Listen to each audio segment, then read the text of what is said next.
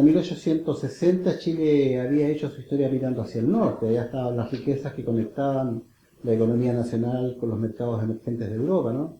Pero a partir de la crisis del 57, las inversiones se vuelcan hacia el sur y se descubre en la Araucanía un territorio que no se había aprovechado, entre comillas, ¿no?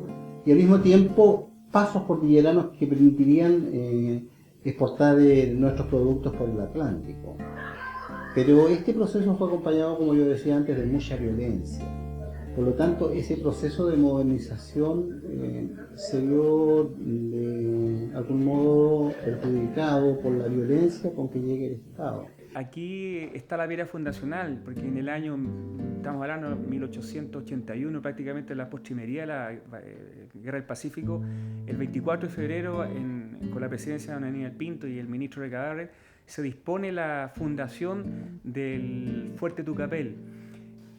Bueno, el fuerte de la partida fue colocado de esta hora porque, a pesar de que esto había un camino, digamos, bastante fácil para caminar, pero de todas maneras esto era un bosque. Y ahí había una roblería más guachá, más rara.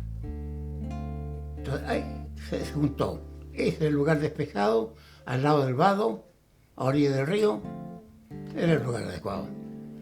Se hizo, como siempre, un parlamento con los mapuches, en los cuales algunos se ponían, sobre todo los mapuches dueños de este territorio, Hueterrucán, Renán, qué sé yo, que lo querían, pero siempre el gobierno tuvo el apoyo de la familia Coñuepán, desde un principio. La única entrada que teníamos era por la isla.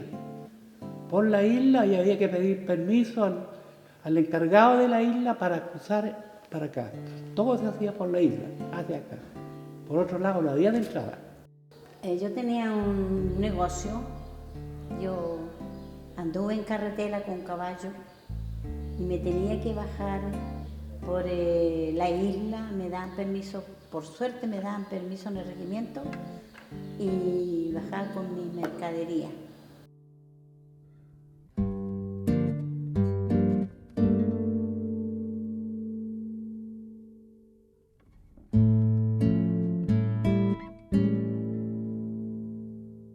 En un informe que envía en 1870, describe la guerra que desató el ejército aquí en términos dramáticos. Una guerra a sangre y fuego, una guerra que diezmó a la población mapuche, una guerra que afectó a las mujeres, que afectó a los niños, y una guerra, y lo señala muy claramente Cornelio Saavedra, ¿no? Una guerra que puede poner en peligro el proyecto del Estado chileno de construir aquí una nueva chilenidad.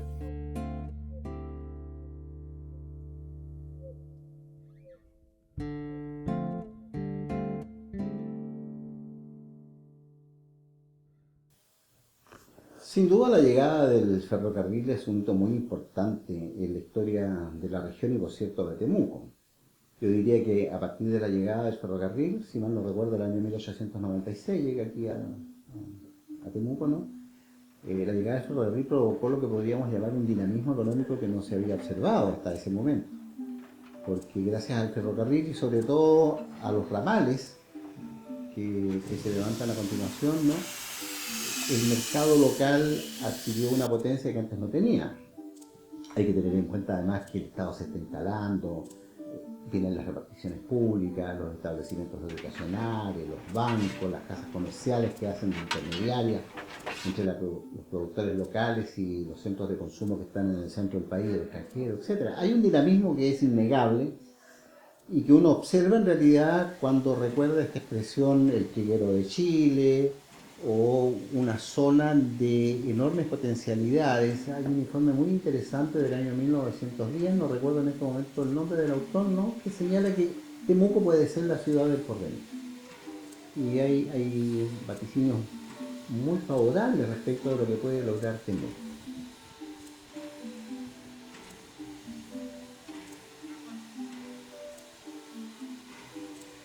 Los funcionarios del tren querían vivir cerca de la estación.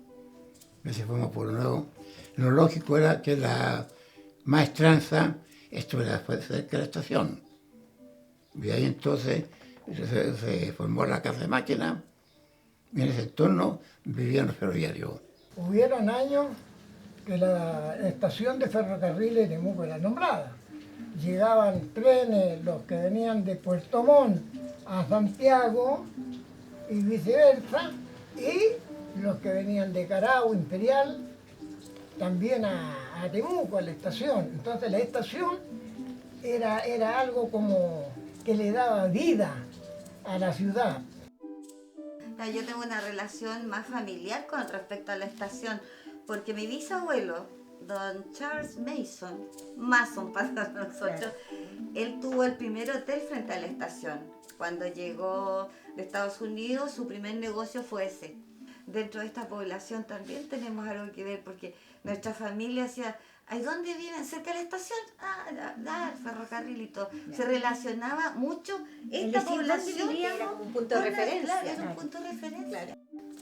Y los pedazos ferrocarriles con las máquinas todas las noches, los trenes de carga. Pero era muy bonito. Al final uno se acostumbró. Al principio era terrible. Y otra cosa que eso nos anunciaba en la lluvia. Cuando se escuchaban más los pitazos del tren, era porque iba a llover. ¿Se acuerdan? Al norte, claro. Claro, Y lo yo otro acuerdo, también, va a llover. el humo de ferrocarriles que nos dejaba que la ropa, después que Era la blanca. era espantoso. Sí, Las sí, camisas, era había que muy secarlas dentro de la complicado, casa. sí. Esas son cosas que se Pero- vivieron. Pero era ¿cómo? lindo vivir acá, Eso era te iba a decir bonito. yo. ¿Cómo echamos de menos ese ruido y esas cosas del tren? Y la hermandad entre los vecinos. Sí, maravilloso. Era bonito todo eso. Sí.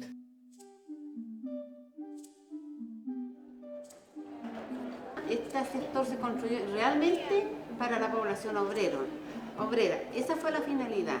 Pero resulta que cuando trataron de entregar a las casas a la gente obrera, no pudieron porque los dividendos eran muy altos por la construcción. Entonces, ¿qué pasó? Que se empezaron a ofrecer a los empleados públicos, al ejército, a la Fuerza Aérea que había en ese tiempo, a carabineros, a también Investigaciones. de investigaciones, ofrecérsela a ferrocarriles, y así diferente gente, profesores, gente de empleados públicos y particulares. Pero esta expansión que yo observo no fue capaz en realidad de sentar las bases de una economía sólida porque no se produjo una modernización en el más pleno sentido de la palabra. Estas son las trampas de las modernizaciones inconclusas, así las llamo yo, ¿no? No se logró pasar de la producción de materias primas que se colocaran en los mercados externos, ¿no?, a una producción que agregara valor al trigo, a la leche, al cuero, etc.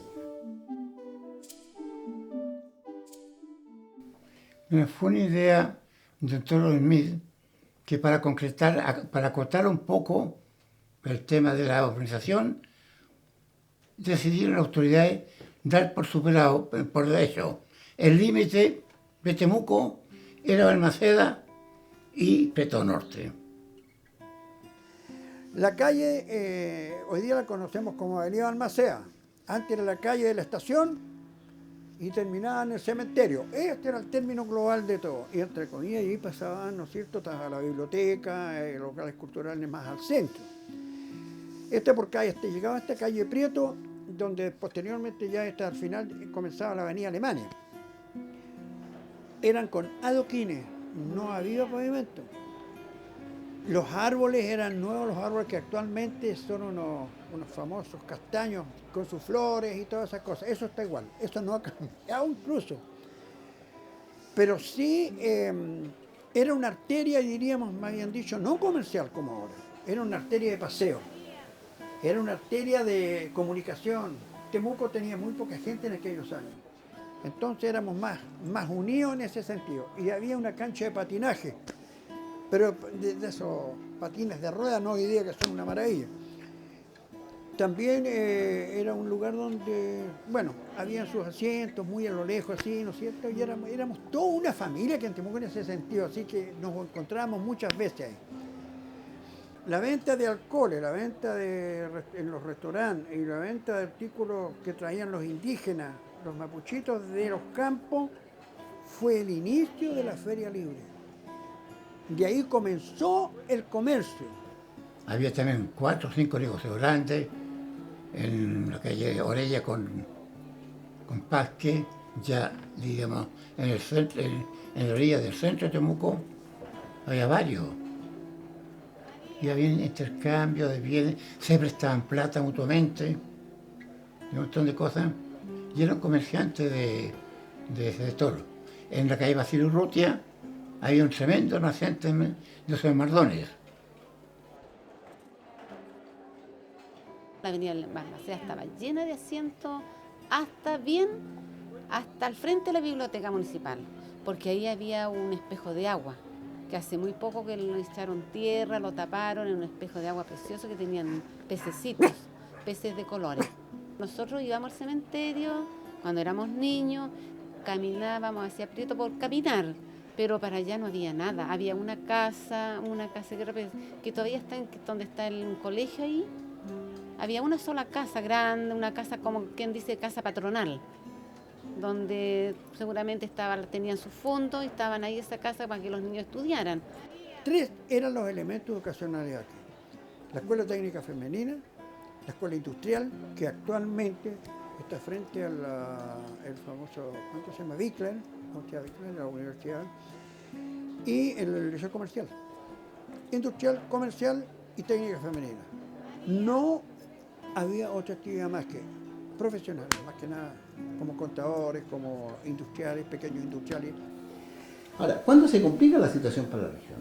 El año 29, por la crisis. Pero no por la crisis precisamente, a pesar de que la crisis fue producto de la caída de los precios del arroz y el trigo en los mercados norteamericanos. Pero ¿por qué se complica la situación? Porque Chile decide en ese momento una reconversión económica, llevar a cabo una reconversión económica que ya habían venido planteando algunos economistas en los años 20, entre ellos el propio Pedro Aguirre Cerda, que tiene 2 libros que son muy interesantes, La agricultura, un libro sobre la agricultura y un libro sobre la industria. Daniel Marner, Moisés Poblete, en fin, una serie de profesionales, abogados, ingenieros, ¿no?, que empiezan a trabajar para el Estado y que creen que el destino de Chile es la industrialización. ¿Cuál fue el problema para la región? Es que la región tuvo que sostener ese proceso de industrialización mediante la entrega de alimentos a muy bajo costo. Entonces, esta región que pudo haberse favorecido por esa reconversión económica, a la larga se vio perjudicada porque el Estado, para poder garantizar el consumo de la industria nacional, tenía que generar excedentes en la población. Y la única forma de generar excedentes era proporcionándole una alimentación a bajo costo, educación gratuita, etcétera, etcétera. ¿Y quiénes producían los alimentos? Nuestra región. Llegaban las carretas aquí a vender de todo, sus verduras, sus cosas que traen del campo, póngale usted las aves, los pollos, todos venían a vender aquí, a este sector aquí. Yo partí de la base conociendo el cementerio, el que actualmente se encuentra ahí. Era pequeño y era chico. Y se dividía en 2 grupos, el cementerio de los ricos y el cementerio de los pobres. El cementerio de los pobres era desde el canal, que actualmente pasa ahí, hacia el cerro. Y acá estaban el cementerio de los ricos, los que tenían para construir un mausoleo, los que tenían para pagar, obviamente. El cementerio ahí en la entrada tenía una tremenda cúpula. Era tremenda, así como en Santiago está el cementerio en general, esa cúpula tenía. Y el cementerio no era tan grande, era chico. Era lo del canal hacia Balmaceda, eso estaba todo con las tumbas, y de Balmaceda, o sea, del canal del cementerio hacia el norte, una que otra tumbita. Y las tumbas eran bien abandonaditas, o sea, yo siempre decía, yo no, si me muero, papá, yo no me voy para allá sean los pobres, yo me quiero ir para acá, donde están los ricos.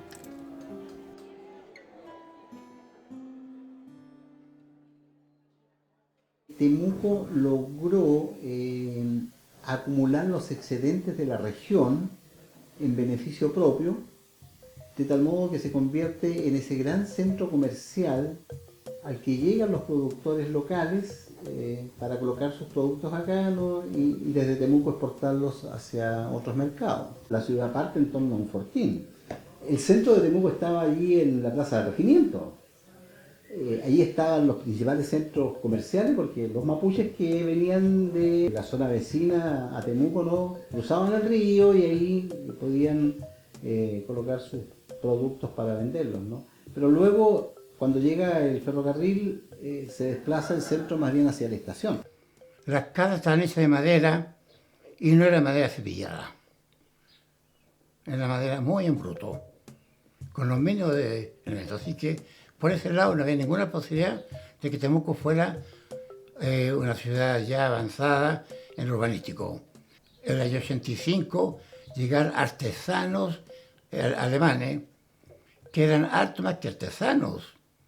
Esos artesanos construyeron la escuela alemana, que es hasta el día de hoy, y que es un palacio.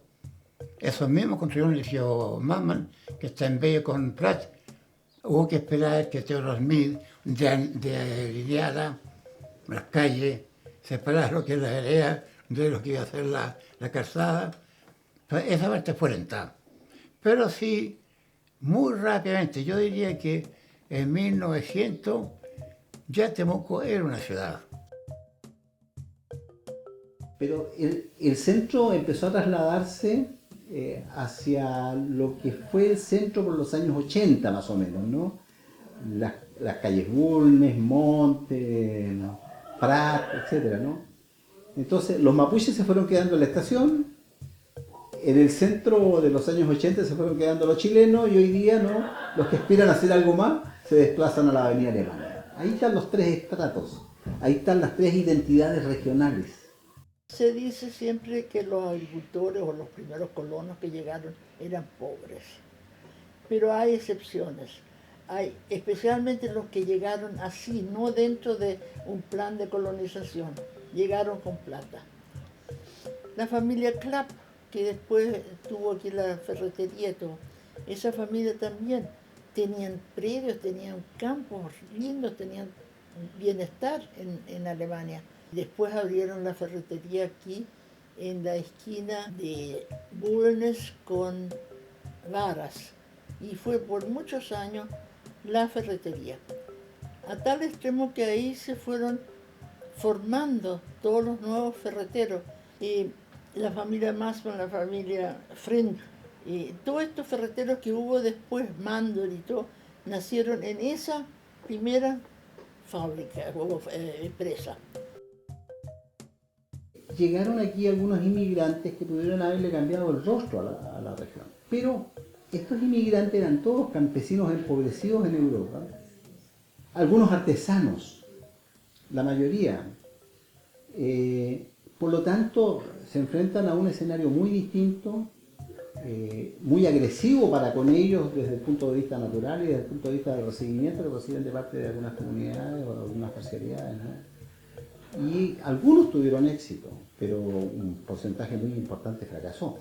Y como llegó la gente que sí tenía mucho dinero, pero sí tenía gustos refinados, los alemanes, los ingleses, pero eran otra cosa con respecto a los ciudadanos chilenos de la zona.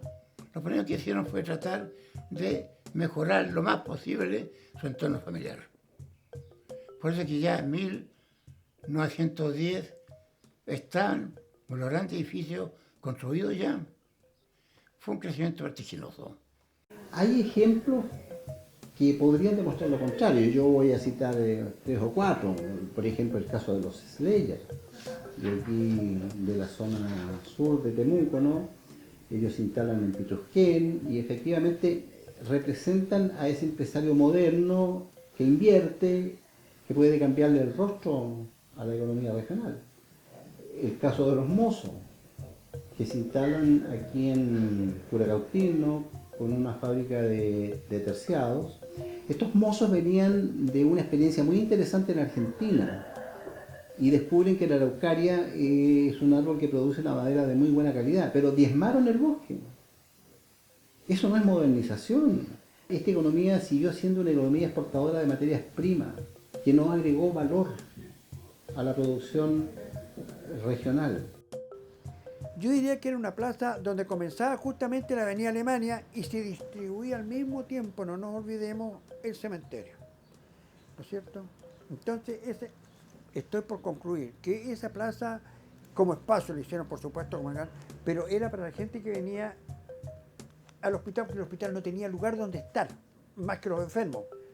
Y esa plaza seguramente le hicieron para la gente que venía, y cuidado, estoy hablando yo de gente que venía de afuera, ¿y dónde almorzaban? ¿Dónde en el restaurante? ¿Dónde cree usted que atendían su estadía aquí en Temuco? Una plaza. Uno ve Temuco floreciente, aparentemente sin conflictos, en donde la situación que afecta a la región parece invisibilizada, pero se aleja un poco de Temuco y empieza a encontrarse con la pobreza, empieza a encontrarse con el descontento, con las protestas y con las acciones de algunas comunidades mapuche que reclaman por el trato que reciben de parte del Estado.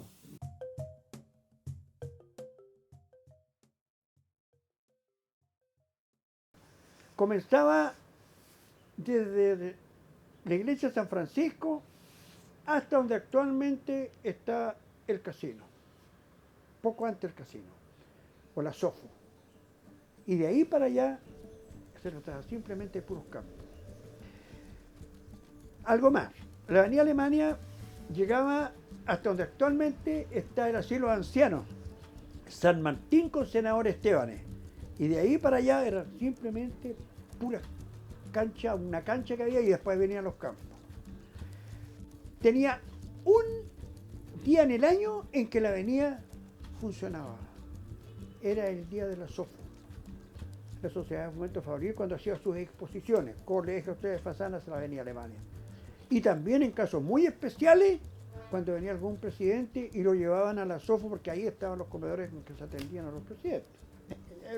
Era un predio grande en que habían exposiciones, qué sé yo, las exposiciones agrícolas donde se trajeron las primeras máquinas también y donde, entre otras cosas, habían qué sé yo,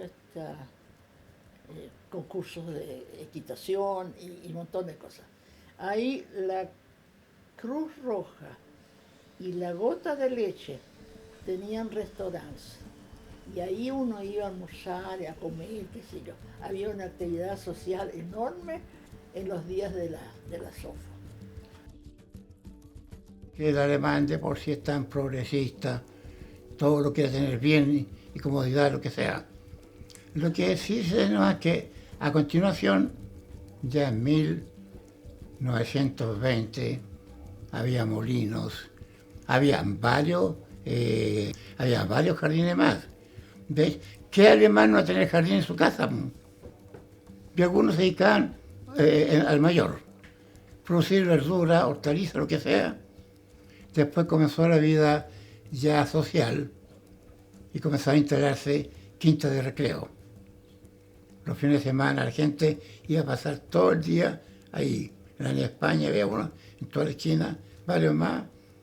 Había reuniones sociales, bailaban, tocaban la música de su tierra, comían balanquizo de su tierra, qué sé yo, pero no solamente iban por los españoles, se llamaba así por algún motivo, pero iban todos, incluso los chilenos, que también querían conocer todo eso, tomar el gusto por la vida nueva. Por ejemplo, las empleadas de las casas tenían un permiso permanente para ir a la SOFO. Todo el pueblo, todos festejaban en la SOFO. Y era lindo, porque uno iba con las empleadas y todos les regalaba eso. Era lindo. Pero en Francia había una gran quinta, don Guillermo, que tenía una chanchería en Claro Solar con Menzel. Entonces descubrieron que era moral, no sé, a cruzar la ciudad con ganado, con 250 animales, cuando lo llevan al matadero de allá de aquí a Francia, y él ideó matar los animales ahí en la Quinta Francia y traerlos faenados al centro. E hizo un carrito con rieles de madera. Y de ahí surgió la idea de alguien que comenzó con los tranvías, que justamente también salían de quien era la Avenida Francia. Pero de Valdivia era un lugar donde llegaban solamente las carretas con sus correspondientes bueyes, porque los carretones no llegaban, un barrial insoportable. Y por otro lado, todavía incluso existe una bajada muy larga todavía que se queda hacia abajo. Se anegaba con el canal que salía de el famoso canal del Fosforito que le llamaban, ¿no es cierto? Era un barrial tremendo. Y venían y efectivamente vendían sus productos que traían de los campos, la manzana, los frutos, todas esas cositas que traían, que eran rústicos, eran poquititas, pero llegaban. Y venía mucha gente aquí. Incluso nosotros los que vivíamos en la avenida Alemania en su época, íbamos a comprar a Pedro de Valdivia porque también había que venir al centro. Todas las que vivían en el centro empezaron a radicarse acá, se empezaron a hacer edificios bonitos, qué sé yo, casas primero y después ya edificios de 3, 4 pisos, ¿no es cierto? Y se vinieron todos los alemanes acá. Entonces, esto fue el centro de la colectividad alemana, con tal suerte, digamos, que es casi un caso único, que todas las instituciones alemanas fuera de los bomberos están acá reunidos en un solo plano. A mi juicio, esta es una de las hipótesis centrales que yo planteo, ¿no? Es que aquí el Estado no logró construir una comunidad regional. Fracasó en sus intentos por crear aquí la nueva chilenidad. Yo creo que habría ahí una clave político-social, ¿no? Que hace de esta ciudad una ciudad hermosísima, por cierto, que ha logrado ciertos grados de modernidad, pero que sigue siendo una ciudad atrapada por este conflicto que subterráneamente recorre la historia.